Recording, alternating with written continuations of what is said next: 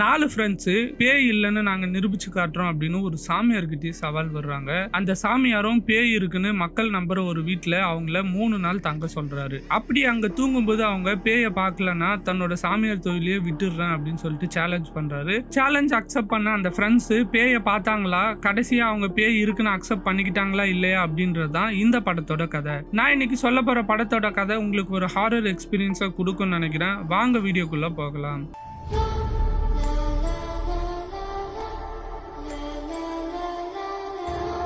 படத்தோட ஸ்டார்டிங்ல 4 சின்ன பசங்களை காட்டுறாங்க. அவங்க ஸ்கூல் படிக்கும்போது இருந்து ஃப்ரெண்ட்ஸா இருக்காங்க. அவங்க 4 பேருக்குமே சின்ன வயசுல இருந்து இந்த பேய் பிசாசு மேலலாம் நம்பிக்கையே இல்ல. அப்படியே கட் பண்ணா ஒரு நைட் டைம் ஒரு ஏரிக்கரையை காட்டுறாங்க. அந்த ஏரிக்கரையை ஒட்டி ஒரு கல்லறையும் இருக்கு. அந்த கல்லறையில ஒரு சின்ன பொண்ணு நடந்து போய் ஒரு குறிப்பிட்ட கல்லறை மேல படுத்துக்குது. அந்த பொண்ணு இப்படி தினமும் அந்த கல்லறை மேல போய் படுத்துக்கிறத அந்த குழந்தையோட அம்மா பாட்டியும் பார்த்துட்டு ரொம்பவே பயந்து போயிடுறாங்க. இப்போ அவங்க கிட்ட ஒருத்தர், நீங்க இதுக்கெல்லாம் பயப்படவே தேவையில்ல, எனக்கு தெரிஞ்ச சாமியார் ஒருத்தர் இருக்காரு, அவர்கிட்ட போனீங்கன்னா இந்த பிரச்சனையை உடனே சரி பண்ணிடுவாரு அப்படின்னு சொல்லி கூப்பிட்டு போறாரு. இப்போ அந்த சாமியாரும் வராரு. அந்த சாமியார் வரும்போது அந்த பொண்ணை கட்டி போட்டு வச்சிருக்காங்க. அந்த சாமியாரும் மஞ்சள் குங்குமம்னு எல்லாத்தையும் எடுத்து அந்த பொண்ணு மேல வீசி, யார் நீ, என்ன கன்ஃபியூஸ் பண்றதுக்காக தினமும் ஒரு கல்லறை மேல போய் படுத்துட்டு இருக்க, அந்த பொண்ணோட உடம்புக்குள்ள எதுக்கு வந்திருக்க, எதுக்கு இந்த சின்ன பொண்ணு சித்திரவதை பண்ற அப்படின்னு கேட்டுட்டு இருக்காரு. அந்த பொண்ணு எதுவுமே சொல்லாம கத்திக்கிட்டே இருக்கு. நீ யாருன்னு உன் வாயில உண்மை சொல்ற வரை நான் உன்னை விட போறது இல்ல அப்படின்ட்டு கையால வச்சிருந்த சாட்டை எடுத்து பயங்கரமா அடிக்க ஆரம்பிக்கிறாரு.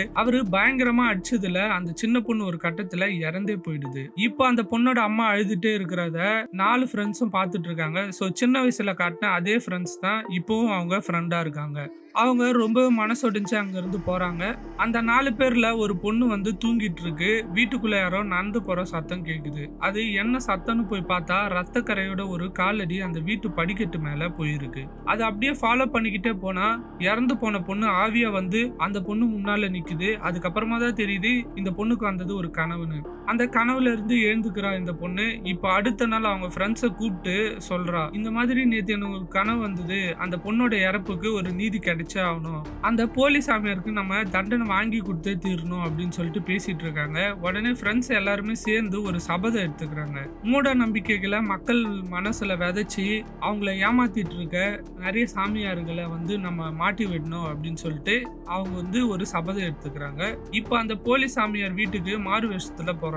அப்ப அந்த சாமியார் வீட்டுல ஸ்டார்டிங்ல ஒருத்தன் வந்து இவங்க அம்மாவுக்கு ஹெல்ப் பண்றேன்னு சொன்னால, சேம் அவனே வந்து உள்ள வந்து அந்த சாமியார் கிட்ட பேசிட்டு இருக்கான். அப்ப சாமியார் வந்து இன்னைக்கு எத்தனை பேர் வந்திருக்காங்க அப்படின்னு கேக்குறாரு. அவனும் இன்னைக்கு ஒரு வயசான அம்மா 2 பொண்ணுங்க 3 பேர் வந்திருக்காங்க அப்படின்னு சொல்றான். அது மட்டும் இல்லாம அந்த வயசான அம்மாவுக்கு தான் பேய் பிடிச்சிருக்கு அப்படின்னு சொல்றான். உடனே அவரு, அந்த ஊர்ல யாராவது ரீசெண்டா இறந்தவங்க இருக்காங்களா அப்படின்னு கேக்குறாரு. கொஞ்ச நாளைக்கு முன்னாடி 10வது படிக்கிற பொண்ணு ஃபெயில் ஆனதுனால கிணத்துல குதிச்சு சூசைட் பண்ணிக்கிட்டா அப்படின்ட்டு அவனும் சொல்றான். இதெல்லாம் அந்த பொண்ணுங்க ஒளிஞ்சிருந்து மொபைல்ல வீடியோவா ரெக்கார்ட் பண்ணிட்டு இருக்காங்க. இப்போ இவங்க வீடியோ எடுத்துட்டு இருக்கிறத ஒருத்தன் பாத்துறான். என்ன பண்ணிட்டு இருக்கீங்க அப்படின்னு கேக்குறான். உடனே அவங்க ரெஸ்ட் ரூம் போக வந்தோம் அப்படி சொல்லிட்டு சமாளிச்சுட்டு அங்கிருந்து வந்துடுறாங்க. சாமியாரும் உள்ள வந்த ஜனங்களை பார்த்து உடனே அந்த பேய் பிடிச்சிருக்க லேடியை பார்த்து அந்த பொண்ணோட பேரை சொல்றா. ஜெயலட்சுமி அப்படிங்கிறா. சோ ஜெயலட்சுமி தான் ரீசெண்டா இறந்த பொண்ணு. உங்க ஊர்ல வந்து கொஞ்ச நாளைக்கு முன்னாடி 10வது படிக்கிற பொண்ணு ஒண்ணு ஃபெயில் ஆனதுக்கு கிணத்துல சூசைட் பண்ணிக்கிச்சு. அந்த பொண்ணு தான் இப்ப பேயா வந்து இவ்வளவு பிடிச்சிருக்கு அப்படின்ட்டு எல்லாரும் முன்னாடி சொல்றா. இதையும் அந்த பொண்ணுங்க ரெக்கார்ட் பண்ணிக்கிறாங்க. இப்போ அவங்க ரெக்கார்ட் பண்ணிட்டு இருந்ததை ஆதாரத்தை காட்டி போலீஸ்ல கொடுத்துடுறாங்க. சோ போலீஸ் வந்து இந்த சாமியாரை அரெஸ்ட் பண்ணிடுறாங்க. இது மட்டும் இல்லாம இன்னொருத்தரும் தர்கால பேய் ஓட்டுறதா சொல்லி அங்க வந்து சாம்பிராணி புகையில ஒரு கெமிக்கலை கலந்து பொண்ணெல்லாம் பேச வச்சிட்டு இருக்காரு. அதையுமே எக்ஸ்போஸ் பண்றாங்க. இந்த மாதிரி ஒவ்வொரு சாமியாரும் அவங்க எக்ஸ்போஸ் பண்ணிட்டே இருக்காங்க. இப்போ அந்த எக்ஸ்போஸ் பண்ணிட்டு இருக்க அந்த பொண்ணோட அம்மா வந்து கேக்குறாங்க, உனக்கு எதுக்கு இந்த தேவையில்லாத வேலை, யாரோ என்னமோ பண்ணிட்டு போறாங்க, நீ எதுக்கு இதுக்கெல்லாம் கேக்குற அப்படின்னு கேக்குறாங்க. உடனே அந்த பொண்ணு வந்து, இறந்து போன சின்ன பொண்ணு யாரோ இல்லம்மா, நம்ம கூட வேலை செய்யற வேலைக்காரரோட பொண்ணு, அவளும் நம்ம குடும்பத்துல ஒரு பொண்ணு தான் அப்படின்னு சொல்றா. அது மட்டும் இல்லாம அந்த பொண்ணுக்கு பேயெல்லாம் பிடிக்கல, அவளுக்கு ஏதோ மெடிக்கல் எமர்ஜென்சி மெடிக்கல் பிரச்சனை தான் இருந்திருக்கு, அதை டாக்டர் கிட்ட காமிச்சிருந்தாலே சரியா இருக்கும். ஸோ அந்த பொண்ணு வந்து அநியாயமா சாமியார் வந்து கொண்டுட்டாரு அப்படின்னு சொல்லிட்டு அந்த பொண்ணு சொல்றா. நெக்ஸ்ட் டே வந்து இவங்க எல்லாம் ஃப்ரெண்ட்ஸா மீட் பண்ணி பேசிட்டு இருக்காங்க. இந்த குரூப்ல இருக்கிற ஒரு பொண்ணு வந்து இப்போ கன்சீவா இருக்கா. ஸோ வந்து எல்லாருமே வாழ்த்து சொல்லிட்டு இருக்காங்க. இந்த குரூப்ல இருக்க ஒரு பொண்ணு ஒரு பையனும் தான் ஹஸ்பண்ட் அண்ட் ஒய்ஃபா இருக்காங்க. அதே போல இன்னும் 2 பேர் வந்து லவ் பண்ணிட்டு இருக்காங்க, ஒருத்தருக்கு ஒருத்தர் சொல்லாம. ஸோ அவன் தான் லவ் பண்ணிட்டு இருக்கான். அந்த பொண்ணுக்கு வந்து எதுவுமே தெரியாது. அங்க வந்து ஹீரோ கூப்பிட்டு ஒரு விஷயம் சொல்றான், நம்மளோட அடுத்த டார்கெட் வந்து இவன் தான் அப்படின்னு சொல்லிட்டு. அமெரிக்கால ஒரு பெரிய பிரெயின் சர்ஜன் ஆனா இப்போ பேய் ஓட்டுற சாமியாரா இருக்கான். அதுக்கு காரணம் 10 வருஷத்துக்கு முன்னாடி அவன் ஒய்ஃபுக்கு பேய் பிடிச்சி இறந்துட்டாங்களாம். இந்த விஷயத்த வந்து போலீஸ் மக்கள் யாருமே நம்பல. அதனால அமெரிக்கால ஒரு பெரிய சர்ஜனா இருந்த இவரு இப்போ வந்து நம்ம ஊர்ல பேய் ஓட்டுற சாமியாரா வாழ்ந்துட்டு இருக்கான். இவனோட முகமுடியை தான் நம்ம கிழிக்க போறோம் அப்படின்னு பேசிட்டு இருக்காங்க. அது பேசிட்டு இருக்கும்போது அவனோட ஃப்ரெண்டு வந்து அந்த டாக்டர் ஒய்ஃபை பேய் பிடிச்சு அப்படியே இருந்தாங்கன்னு ஒரு சிசிடிவி ஃபுட்டேஜ் ஒன்ன காட்டுறாரு. அதை பார்க்கும்போது ரொம்ப பயங்கரமாவே இருக்கு. இதெல்லாம் பார்த்த உடனே அந்த பிரெக்னெண்டா இருக்க பொண்ணு ரொம்ப பயந்துடுறா. இது வேணாம், இது நமக்கு ஏதோ தேவையில்லாத ரிஸ்க்குன்னு தோணுது, நம்ம இந்த விஷயத்துக்குள்ள போக வேணாம், எனக்கு பயமா இருக்கு அப்படின்னு சொல்றா. உடனே இவங்க எல்லாருமே முன்னாடி பயந்துட்டு இருக்க, நம்ம இதுக்கு முன்னால எத்தனை பேரோட முகமுடியை கிழிச்சிருக்கோம், கண்டிப்பா இவனோட முகமுடியும் நம்ம கிழிக்க தான் போறோம், இந்த மாதிரி ஆளுங்களால தான் நம்ம நாடே வந்து இப்படி போயிட்டு இருக்கு அப்பெல்லாம் பேசிட்டு இருக்காங்க. வழக்கம் போல சபதம் எடுக்கிறாங்க. ஆனா இந்த பொண்ணு வந்து நான் வரமாட்டேன் இந்த சபதத்துக்கு அப்படின்னு சொல்லிட்டு கிளம்பி போயிடுறா. அடுத்த நாள் எப்படியோ இவளை பேசி கன்வின்ஸ் பண்ணி கூட்டு போறாங்க. அப்போ அந்த பொண்ணு எனக்கு தப்பா இருக்குன்னு தான் சொல்லிட்டே இருக்கா. உடனே அந்த கன்சீவா இருக்கிறவனோட ஹஸ்பண்ட் வந்து இதே மாதிரி நம்ம குழந்தைக்கு ஏதாவது ஒரு விஷயம் நடந்தா நீ இப்படிதான் சும்மா இருப்பியா அப்படின்னு கேக்குறாரு. அதுல வந்து 2 பேருக்கும் கொஞ்சம் கோபம், ஒரு மனஸ்தாபமே வந்துடுது. இவங்க கார்ல போயிட்டே இருக்கும்போது இந்த ஹஸ்பண்ட வந்து கோபமா இருக்கான்ல, சோ அவனை வந்து கன்வின்ஸ் பண்றதுக்காக ட்ரை பண்ணி பேசி சிரிச்சுட்டே வராங்க. இவங்க மலையில வண்டி ஓட்டிட்டு வந்துட்டே இருக்கும்போது புண்ணியவதின்னு சொல்லிட்டு ஒரு கிராமத்து பொண்ணு அவனோட ஹஸ்பண்ட் அண்டு பையனோட வந்து சந்தோஷமா கிளம்பி வந்துட்டு இருக்காங்க. இவங்க வந்து கார்ல பேசி சிரிச்சு விளையாண்டுட்டே வந்துட்டு இருக்காங்க. அந்த நேரம் பார்த்து அந்த புண்ணியவதிங்கிற பொண்ணும் ஃபேமிலியோட வராங்க. அவங்களுமே வந்து பாத்தீங்கன்னா ஏதோ பேசி சிரிச்சுட்டே வராங்க. எதிர்பாராத விதமா 2 வண்டி இடிச்சுக்கிற மாதிரி வந்து ஆல்மோஸ்ட் மிஸ் ஆயிடுது. புண்ணியவதி வந்து காருக்குள்ள இருக்கிற அந்த 4 பேரையும் நல்லா நோட் பண்ணிக்கிறா. இப்படி கார் வந்து அவங்களை இடிக்க கூடாதுன்றதுக்காக அப்படியே திருப்பி ஒரு வழி ஆக்சிடென்ட்ல இருந்து தப்பிச்சு அப்படியே நேரா போயிடுது. ஸோ இடிக்கல அப்படின்றதுனால அவங்களுமே பெருசா கண்டுக்காம அப்படியே போயிடுறாங்க. பைக்கு ஒரு ஓரமா போய் பிரேக் அடிச்சு நின்னுது. நல்ல வேலை பைக்ல இருந்தவங்களுக்கு எதுவுமே ஆகல. அப்பாடான்னு சொல்லும் போது பாத்தீங்கன்னா புண்ணியவதி அப்படின்ற பொண்ணை காணோம். ஒரு செகண்ட் அவளோட ஹஸ்பண்டுக்கு ஷாக் ஆயிடுது. என்னாச்சுன்னு பைக்கை நிறுத்திட்டு கீழே இறங்கி பாக்குறாரு. என்னாச்சுன்னு பாத்தீங்கன்னா பைக்ல இருந்து அவங்க தவறி கல்லு மேல விழுந்து இருப்பாங்க. கீழே விழுந்து அவங்க வந்து உயிருக்கு போராடிட்டு இருக்காங்க. அந்த நேரம் வந்து பொண்ணை பேய் ஓட்டுறதுக்காக கூட்டு போயிருக்கிற ஒருத்தர் வந்து அங்க பாக்குறாரு. கதறிட்டு இருக்கிறத பார்த்துட்டு வண்டியை நிறுத்திட்டு என்னாச்சுட்டு இறங்கி இந்த பொண்ணை பாக்குறாரு. அப்ப இவரோட முகத்தை உத்து பார்த்துக்கிட்டே அந்த புண்ணியவதி இறந்து போயிடுறான். அவளோட கணவரும் பயங்கரமா அழுகுறாரு. இப்போ அந்த சாமியார் காட்டுறாங்க. அந்த சாமியார் கிட்ட இவரும் அவர் பொண்ணு கூட்டு வந்திருக்கிறாரு. சோ ஒரு தட்டு ஃபுல்லா சாப்பாடு உருண்டை பிடிச்சி வச்சிருக்காரு. அந்த உருண்டைய ஒவ்வொருத்தவங்களுக்கும் கொடுக்குறாரு. அந்த உருண்டையை அவங்க கடிச்சதுக்கு அப்புறமா அந்த உருண்டையை ஓபன் பண்ணி பாக்குறாரு. உள்ள எதுவுமே இல்லைன்னா அவங்களுக்கு நார்மலா இருக்குன்னு அர்த்தம். அதுவே வந்து உள்ள சரியா இல்ல அப்படின்னா அவங்களுக்கு வந்து பேய் பிடிச்சிருக்குன்னு அர்த்தம். அப்போ அந்த 4 பேர் பார்த்துட்டு இருக்காங்க. இவங்க 4 பேரை பார்த்ததுமே அவருக்குள்ள அப்படி ஒரு கோபம், அதாவது அந்த பொண்ணு கூட்டு வந்தவருக்கு அந்த கோபத்துல பயங்கரமா கத்திக்கிட்டு அவங்கள தாக்குறதுக்காக வேகமா ஓடுறாரு. கிட்ட போகும்போது நம்ம சாமியார் வந்து கரெக்டா அவங்க மேல துணியை பொத்தி அந்த 4 பேரையும் காப்பாத்திடுறாரு. அதுக்கு இவர் வந்து கேக்குறாரு, யார் நீங்க, இங்க என்ன பண்ணிட்டு இருக்கீங்க அப்படின்னு சொல்லிட்டு அந்த 4 பேரையும் பார்த்து சாமியார் கேக்குறாரு. உடனே இவங்களும் சொல்றாங்க, நாங்க உன்னோட முகத்திரிய கிழக்கில் தான் வந்தோம். எவ்வளவு பெரிய டாக்டரா இருந்துட்டு இப்படி போலி சாமியாரா நடிச்சு இந்த மக்களை ஏமாத்திட்டு இருக்கிய, உனக்கு கொஞ்சம் கூட வெக்கமா இல்லையா அப்படி சொல்லிட்டு கேக்குறாங்க. அவரும், நான் ஒன்னும் மக்கள் எல்லாம் ஏமாத்தல, உங்க எல்லாருக்கும் தெரிஞ்ச உலகம் ஒண்ணு இருக்கு, ஆனா தெரியாத உலகமும் ஒண்ணு இருக்கு, அதுதான் இருள் சாம்ராஜ்யம். இந்த இருள் சாம்ராஜ்யம் மூலமா எத்தனையோ மக்கள் வந்து வேதனையை அனுபவிச்சுட்டு இருக்காங்க. அந்த வேதனையை சரி பண்றதுக்காக நான் இப்படி மாறி இருக்கேன் அப்படின்னு சொல்லிட்டு இருக்காரு. ஆனா அவர் சொல்றது எதுவுமே இவங்க 4 பேருமே நம்பல. அவர் என்ன சொன்னாலும் அதுக்கு ஆப்போசிட்டாவே பேசிட்டு இருக்காங்க. இவங்க வந்து பேய்னு ஒண்ணு கிடையவே கிடையாது, நீங்களா கட்டி விட்ட கட்டுக்கதை தான் அப்படின்னு சொல்லிட்டு இருக்காங்க. ஒரு கட்டத்துல ரொம்ப கோபமான சாமியார் வந்து, பேய் இருக்கிறதா நான் நிரூபிச்சுட்டா நீங்க என்ன பண்றீங்க அப்படின்னு கேக்குறாரு. அவங்களும், உன்னால முடிஞ்சா நிரூபிச்சு காட்டு பாப்போம் அப்படின்னு சொல்றாங்க. இத்தனை வருஷமா எங்க முன்னால வராத பேய் இதுக்கப்புறம் எப்படி வருதுன்னு பாப்போம் அப்படின்ட்டு கேக்குறாங்க. உடனே அவர் ஒரு சேலஞ்ச போடுறாரு. நான் சொல்ற இடத்துல 3 நாள் தங்குங்க, அந்த 3 நாள் தங்கியும் பேய நீங்க கண்ணுல பாக்கல அப்படின்னா நான் இந்த எல்லாத்தையுமே நிறுத்திட்டு உங்க காலில் விழுந்து மன்னிப்பு கேட்டுட்டு நீங்க என்ன சொல்றீங்களோ அதை நான் கேட்கறேன் அப்படிங்கிறாரு. அவங்களும் அந்த சேலஞ்சுக்கு அக்செப்ட் பண்ணிட்டு அவர் கூட கிளம்பி போறாங்க. கிளம்பி போனா ஒரு பெரிய பாலடைஞ்ச வீடு. அந்த வீட்டு வாசலுக்கு போனா அந்த வீட்டை பத்தி ஒரு கதை சொல்றாரு. இந்த வீடு வந்து கட்டி முடிச்ச கொத்தனாரு கூட வேலை செஞ்ச 2 பேருமே கொலை பண்ணிட்டு அவருமே தற்கொலை பண்ணிக்கிட்டாரு. அதுக்கப்புறம் இந்த வீட்டை ஒருத்தன் விலைக்கு வாங்கினா, விலைக்கு வாங்கி ஒரு நாள் தான் தங்கினா, அடுத்த நாள் என்னாச்சுன்னே தெரியல, அந்த வீட்டுல இருந்த எல்லாருமே இறந்து கிடந்தாங்க அப்படின்ட்டு சொல்றாரு. அவங்க இதெல்லாம் கேட்டுட்டு, இதை விட பெட்டரா ஏதாவது கதை சொல்லு, எங்களை பயமுறுத்துறதுக்காக தான் இந்த கதையெல்லாம் சொல்றீங்கன்னு எனக்கு நல்லாவே புரியுது, ஆனா நாங்க இதுக்கெல்லாம் பயப்படவே மாட்டோம் அப்படின்ட்டு கிண்டலா பேசி சிரிக்கிறாங்க. அந்த வீட்டுல தங்கறதுக்கு அவரு சில ரூல்ஸ் சொல்றாரு. இந்த வீடை சுத்தி ஒரு 4 கோலம் போட்டு வச்சிருப்பாரு. அதை எந்த காரணத்தையும் கொண்டு அழிச்சிடாதீங்க, இது உங்களோட சேஃப்டிக்காக தான் போட்டிருக்கேன் அப்படின்னு சொல்லிட்டு வீட்டுக்குள்ள அனுப்பி விட்டு வந்துடுறாரு. இப்போ வீட்டுக்குள்ள போறாங்க. வீட்டுக்குள்ள போனா வீடு பயங்கரமா பாலடைஞ்சு ஒரு மாதிரி டஸ்டா இருக்கு. ஆனா இந்த பிரெக்னன்ட் ஆன பொண்ணுக்கு மட்டும் மனசுல ஏதோ தப்பாவே தோணிக்கிட்டே இருக்கு. நம்ம இங்க இருந்து கிளம்பிடலாம் அப்படின்ற மாதிரியே பேசிக்கிட்டே இருக்கா. அதுவும் இல்லாம இந்த பொண்ணுக்கு மட்டும்தான் ஒரு பேட் ஸ்மெல் வந்துகிட்டே இருக்கு. அதுவும் இல்லாம ஒரு சத்தம் ஒன்றும் கேட்டுட்டே இருக்கு. அது என்ன சத்தம்னு மாடியில இருந்து ஜன்னல் வழியா திறந்து பாக்குறா. அந்த வீட்டோட காம்பவுண்டுக்குள்ள யாரோ 2 பேரும் நின்றுட்டு இருக்காங்க. அதுல ஒருத்தன் இன்னொருத்தனோட மண்டைய வடிச்சிட்டு இருக்கான். இப்ப அவன் பொறுமையா திரும்பி பாக்குறான். இந்த பொண்ணு பார்த்து பயந்து உள்ள ஓடி வந்துடுறான். உள்ள வந்து இந்த பக்கம் திரும்பும் போது மாடி மேல இருந்து ஒருத்தன் தூக்கு போட்டு தொங்குறான். இப்ப அதையுமே அந்த பொண்ணு பார்த்து பயந்துட்டு திரும்பும் போது எதிரில யாரோ மேல இருந்து குதிச்சு தற்கொலை பண்ணிக்கிற மாதிரி தெரியுது. இதெல்லாம் பார்த்த பொண்ணு பயந்து போய் கத்துறா. அப்ப அந்த பொண்ணோட ஹஸ்பண்ட் வந்துடுறாரு. நீ இதுக்கெல்லாம் பயப்படாத, அந்த சாமியார் நம்மள பயம்புத்ததுக்காக தான் ஏதோ பண்ணி வச்சுட்டு போயிருக்காரு இங்க அப்படின்னு சொல்லிட்டு அந்த பொண்ணை சமாதானப்படுத்தி கூட்டு போறாரு. அதே போல இன்னும் 2 பேர் இருக்காங்களா, அவங்களுமே தனியா பேசிட்டு இருக்காங்க. 3 நாள் இந்த வீட்டுல தங்கி இங்க எதுவுமே இல்லைன்னு சொல்லிட்டு நம்ம ப்ரூவ் பண்ணி அந்த சாமியாரை மண்ணை கவ வைக்கணும் அப்படி சொல்லிட்டு பேசிட்டு இருக்காங்க. இவங்க பேசிட்டு இருக்கும் போதே ஒரு வவ்வால் வந்து இவங்கள அட்டாக் பண்ண வருது. அட்டாக் பண்ண வந்து பின்னாடி இருக்க மரக்கல்லையில குத்தி இறந்து போயிடுது. அந்த சாமியார் வந்து நம்மள பயன்படுத்துறதுக்கு இன்னும் என்னெல்லாம் பண்ணி வச்சிருக்கானே தெரியலையே அப்படின்னு சொல்லிட்டு கிண்டலா சிரிச்சு பேசிட்டு இருக்காங்க. அந்த நேரம் பார்த்து வானத்துல ஒரு ஒளிவட்ட மாதிரி ஒண்ணு தெரியுது. அது இவங்க 2 பேர் கண்ணுக்கு மட்டும் தான் தெரியுது. என்ன இது வானத்துல ஏதோ வித்தியாசமா ஒண்ணு தெரியுது அப்படி சொல்லிட்டு 2 பேருமே பயந்து ஒரு செகண்ட் பார்த்துக்கிட்டே இருக்காங்க.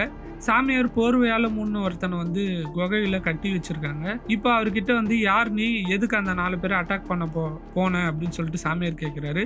அவன் ஃபர்ஸ்ட் எந்த பதிலுமே சொல்ல. அதுக்கப்புறம் அவன் தலையில விபூதி அடிச்சு யார் சொல்லு அப்படின்னு சொல்லிட்டு கேட்ட உடனே, என் பேரு புண்ணியவதி, அவங்க வந்து நாங்க பைக்ல போகும்போது எங்களை ஆக்சிடென்ட் பண்ணிட்டாங்க, அதனால அவங்க 4 பேரையும் நான் கொல்லாம விட மாட்டேன் அப்படின்னு சொல்லிட்டு சொல்றான். அந்த சாமியாரும் அவன் மேல விபூதியை வச்சு அவனை சாந்தப்படுத்தி அங்க இருந்து போயிடுறாரு. இப்போ அன்னைக்கு நைட் ஆயிடுது. இவங்க எல்லாம் தனித்தனி ரூம்ல படுத்து தூங்கிட்டு இருக்காங்க. அந்த நேரம் வீட்டோட கேட்டு வாசல்ல ஒரு கருப்பான உருவம் வந்து நின்று இந்த வீட்டையே பார்த்துட்டு இருக்கு. அது கொஞ்ச நேரத்துல அந்த வீட்டுக்குள்ளேயே வந்துடுது. அந்த நேரம் பார்த்து இந்த பொண்ணுக்கு ஒரு எரிஞ்ச மாதிரி ஸ்மெல் வருது. என்ன ஸ்மெல்லு ஒரு வித்தியாசமா வருது அப்படி சொல்லிட்டு இந்த பொண்ணு எழுந்து வெளில போய் பார்த்துட்டு இருக்கா. திரும்பி ரூமை பார்க்கும்போது ரூம்குள்ள ஒரு பொண்ணு எரிஞ்சு போன மாதிரி ஹஸ்பண்ட் பக்கத்துல உட்கார்ந்துட்டு இருக்கு. அதை பார்த்து ரொம்ப பயந்து போயிடுறா. பயந்து அலறி சத்தமா கத்திடுறா. எல்லாருமே எந்திரிச்சு வராங்க. எந்திரிச்சு வந்து பார்த்தா ஒண்ணுமே இல்லை. இது எல்லாமே உன்னோட மனப்பிரம தான் அப்படின்னு சொல்லி அவளை சமாதானப்படுத்துறாங்க. இப்ப அங்க கட்டி போட்டிருக்க புண்ணியவதி அந்த கட்டை கொஞ்சம் கொஞ்சமா பல்லிலேயே கடிச்சு கழட்ட ட்ரை பண்ணிட்டு இருக்கா. இப்போ இன்னொரு பொண்ணு இங்க தூங்கிட்டு இருக்கிறத காட்டுறாங்க. அவளுக்குமே ஒரு வித்தியாசமான சவுண்டு கேக்குது. என்னடான்னு சொல்லிட்டு எந்திரிச்சு அப்படியே தேடி பார்த்துக்கிட்டே போறா. அப்போ அங்க இருக்க ரூம்குள்ள இருக்க ஒரு பெரிய கண்ணாடியில அந்த பொண்ணோட உருவம் அந்த பொண்ணு கண்ணுக்கே தெரியல. என்னடா கண்ணாடியில நம்ம முகம் நமக்கே தெரியலன்னு சொல்லிட்டு ரொம்பவும் பயந்து போயிட்டு ரூமை சுத்தி முத்தி பார்த்துட்டு இருக்கா. அப்ப திரும்ப கண்ணாடியில பார்க்கும்போது இந்த பொண்ணு தலையில ரத்தத்தோட கண்ணாடியில நிக்கிற மாதிரி ஒரு உருவம் தெரியுது. அதை பார்த்து இந்த பொண்ணு ஒரு செகண்ட் பயந்துடுறா. கரெக்டா அந்த டைம்ல ஹீரோ வந்துடுறான். உடனே அவங்கிட்ட அந்த சாமியார் நம்மள பயன்படுத்துறதுக்காக இந்த வீட்டுல வந்து ஏதோ யூஸ் பண்ணிருக்காரு அப்படின்னு சொல்றா. அது என்னன்னு நம்ம கண்டுபிடிச்சே ஆகணும் அப்படின்னு சொல்லி அந்த வீட்டுக்குள்ள தேடிட்டு இருக்காங்க. அதுவும் இல்லாம ஒரு வித்தியாசமான ஸ்மெல் ஒண்ணு வந்துகிட்டே இருக்கு அப்படின்னு சொல்லிட்டு வீட்டுக்குள்ள இருக்கிற ஒவ்வொரு ரூமா தேடிட்டே இருக்காங்க. அப்ப தேடிட்டு இருக்கும்போது ஒரு ரூம்ல அந்த ஓமகுண்டம் ஒண்ணு எரிஞ்சிட்டு இருக்கிறத பாக்குறாங்க.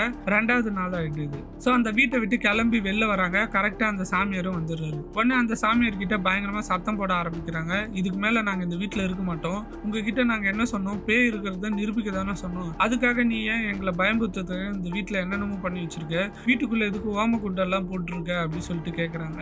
அது இல்லாம வெளியில எதுக்கு அத்தனை கோலம் போட்டு வச்சிருக்க அப்படின்னு பயங்கரமா கத்திக்கிட்டு இருக்காங்க. உடனே அந்த சாமியார் வந்து இது எல்லாமே உங்களுக்கு வந்து ஆபத்து வரக்கூடாது அப்படின்றதுக்காக உங்க நல்லதுக்காக தான் நான் பண்ணேன் அப்படின்னு சொல்றாரு. அதையும் வந்து இவங்க நம்பவே மாட்டாங்க. இல்ல நீ எங்க நல்லதுக்கெல்லாம் ஒண்ணுமே பண்ண வேணாம், ஒன்னும் யோசிக்க வேணாம், நீங்க அப்படி பேய் இருக்கிறத உண்மைன்னு எங்களுக்கு நிரூபிக்கணும் ஆசைப்பட்டேன்னா இந்த வீட்டுல என்னெல்லாம் பண்ணி வச்சிருக்க அது எல்லாத்தையுமே அழிச்சிரு, எல்லாத்தையுமே எடுத்துரு அப்படின்னு சொல்லிட்டு சாமியார் கிட்ட சண்டை போடுறாங்க. சரின்ட்டு சாமியாருமே வந்து உள்ள இருக்க கோலை எல்லாத்தையுமே அழிச்சிடுறாரு அண்ட் அந்த ஓமகுண்டத்தையுமே அணைச்சிடுறாரு. இதுக்கு மேல எல்லாமே ஆண்டவன் கையில தான் இருக்கு அப்படின்னு சொல்லிட்டு அங்க இருந்து கிளம்பி போயிடுறாரு. இப்ப அந்த நேரம் பார்த்தா அந்த புண்ணியவதி அங்க வந்து தப்பிச்சு வந்துடுறா. அவளோட வீட்டுக்கு பக்கத்துல போய் பாக்குறா. அங்க வந்து அவன் புருஷன் அவனோட குழந்தைங்க எல்லாம் வந்து அவன் இறந்து போன போட்டோ வச்சு அழுதுட்டு இருக்காங்க. அதை பார்த்தவொன்னே இவளுக்கு ரொம்ப மனசு கஷ்டமாயிடுது. அவளோட குழந்தைய தூக்கி கொஞ்சம் ஆரம்பிக்கிறா. ஆனா அதுக்குள்ள அங்க இருந்து வந்தவங்க எல்லாம் யாரோ குழந்தைய திருடிட்டு வந்திருக்காங்கன்னு சொல்லி இவனை அடிச்சு அங்க இருந்து விரட்டி விட்டுறாங்க. இவங்க 4 பேரும் ஒரு மலை அடிவாரத்துல நடந்து போயிட்டு இருக்காங்க. அப்போ அவங்க ஃபர்ஸ்ட் சீன்ல பார்த்தா அந்த வானத்துல ஒரு ஒளிவட்ட மாதிரி தெரிஞ்சது பாத்தீங்களா, அது இங்கேயும் தெரியுது.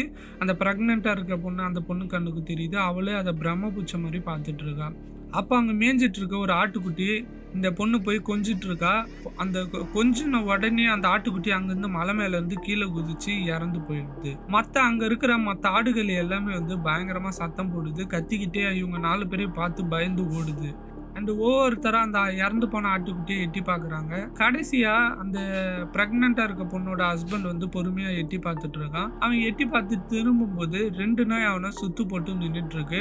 நாய் அவனை நின்று பயங்கரமா மறைச்சு பாக்குது. அவனால கத்த கூட முடியல. அவங்க மீதி இருக்க 3 ஃப்ரெண்ட்ஸுமே நடந்து போயிடுறாங்க. அந்த நாய்ங்க கொஞ்சம் கொஞ்சமா குலைச்சுக்கிட்டு இவன் கிட்ட கடிக்க வருது. அப்போ இவன் கால் தடிக்க அந்த மலையில இருந்து விழுந்துடுறான். இந்த விழுந்தவனுக்கு என்னாச்சுன்னு காட்டவே இல்லை. அப்படியே கட் பண்ணி இவங்க 3 பேருமே வீட்டுல வெயிட் பண்ணிட்டு இருக்காங்க.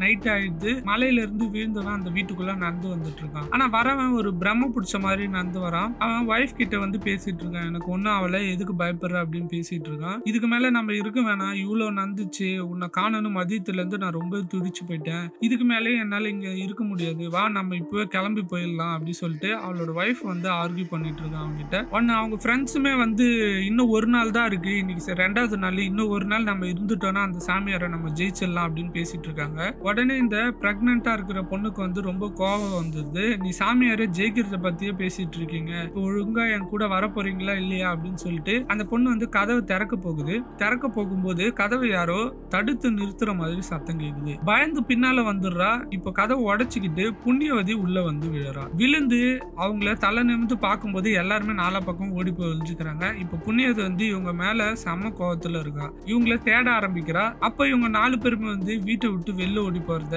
மாடியில இருந்து பாக்குறா. அந்த மாடியில இருந்து குதிச்சு அவங்கள விரட்டிக்கிட்டே காட்டுக்குள்ள போறா. இப்ப இவங்களும் ரொம்ப பயந்து போய் யார் அவன், எதுக்கு நம்மள கொல்ல வரான் அப்படின்னு ஒண்ணுமே புரியாம ஆளாளுக்கு ஒரு திசையில பயந்து போய் ஒளிஞ்சிட்டு இருக்காங்க. புண்ணியவதியும் இவங்களை எல்லாம் தேடிட்டு அவங்க பையனை நினைச்சு அந்த இடத்துல ஃபீல் பண்ணி அழுதுட்டு இருக்கா. நம்ம பையனை வந்து இப்படி நிரந்தரமா நம்ம கிட்ட இருந்து அந்த 4 பேர் பிரிச்சுட்டாங்களே, அவங்கள சும்மா விடக்கூடாதுன்னு சொல்லிட்டு இன்னும் கோவத்துல அவங்கள தாக்க போகும்போதுதான் சாமியார் வந்து கரெக்டா காப்பாத்திடுறாரு. புண்ணியவதி நெத்தியில விபூதியை வச்சு சாந்தப்படுத்தி அவங்க கிட்ட சொல்றாரு, அவனுக்கு பேய் பிடிச்சிருக்கு, அந்த பொண்ணு பேரு புண்ணியவதி, அந்த பொண்ணு இறக்கறதுக்கு நீங்க தான் காரணம் அப்படின்னு சொல்லிட்டு இருக்காரு. ஆனா இவங்க யாருமே நம்பவே இல்லை. நீங்க போய் மட்டும்தான் சொல்லுவீங்கன்னு நினைச்சேன், பரவாயில்ல கதையும் நல்லா சொல்றீங்க, நாங்க வண்டியில வரும்போது எங்களுக்கு எந்த ஆக்சிடென்ட்டுமே ஆகல, ஆனா நீங்க நல்லா கட்டுக்கதை விடுறீங்க அப்படின்னு சொல்லிட்டு அவரே கிண்டல் பண்ணிட்டு இருக்காங்க. இப்போ வந்தவனுக்கு நல்லாவே ட்ரெயின் பண்ணி வச்சிருக்கீங்க, சூப்பராகவே அவர் நடிச்சிட்டாரு, ஒரு செகண்ட் நாங்களே பயந்துட்டோம் அப்படின்னு சொல்லிட்டு 4 பேருமே கிண்டல் அடிக்கிறாங்க. அந்த சாமியாரும் நம்ம என்ன ட்ரை பண்ணாலும் இவங்களால புரிஞ்சுக்கவே மாட்டாங்களே அப்படின்னு சொல்லிட்டு நினைக்கிறாரு.